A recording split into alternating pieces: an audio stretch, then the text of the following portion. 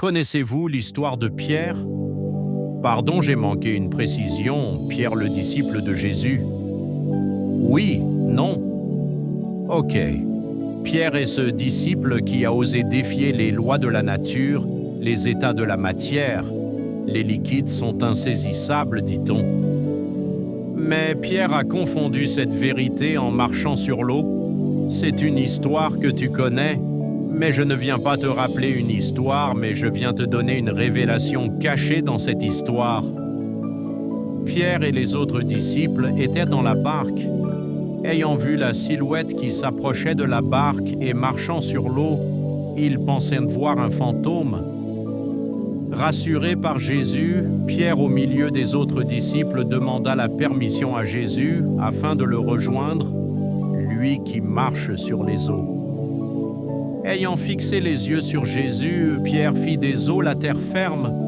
Il y marcha pas à pas en ayant pour destination Jésus. Ayant par la suite détourné les yeux de Jésus, il a commencé par se noyer. Il appela Jésus à l'aide et il le sauva. Nous apprenons dans la suite de l'histoire que les deux ont rejoint la barque sans d'autre précision. Mais la question qui se posait, comment? Et c'est ici que réside toute la beauté de l'histoire.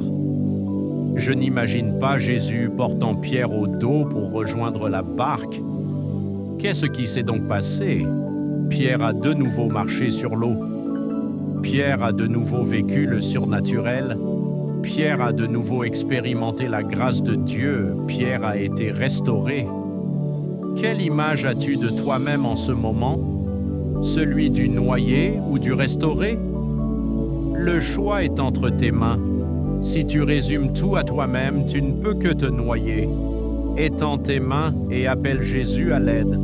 Le champion qui sommeille en toi va reprendre vie et tu auras la révélation sur les pas à poser pour faire des eaux une terre ferme sous tes pieds.